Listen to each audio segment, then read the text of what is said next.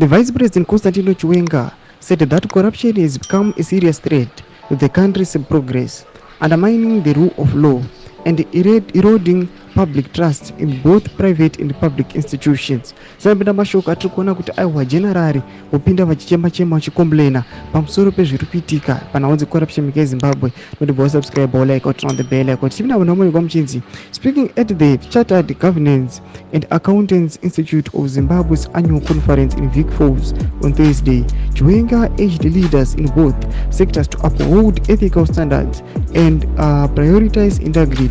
He said, as leaders, our responsibility is to create an environment where adherence to effective corporate governance principles is not just encouraged but expected.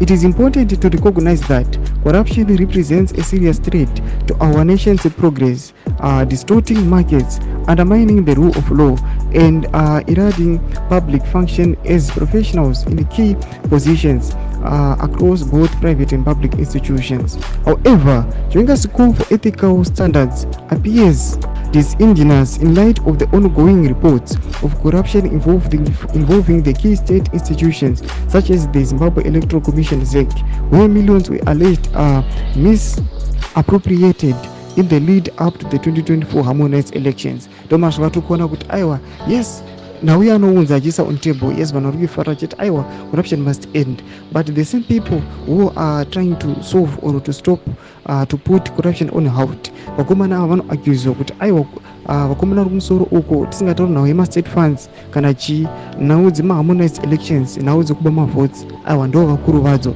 Kuti zamafungiro enyu moti kudii pamusoro pemashoko ake bina comment section medu. Musano subscribe or like and turn on the bell icon.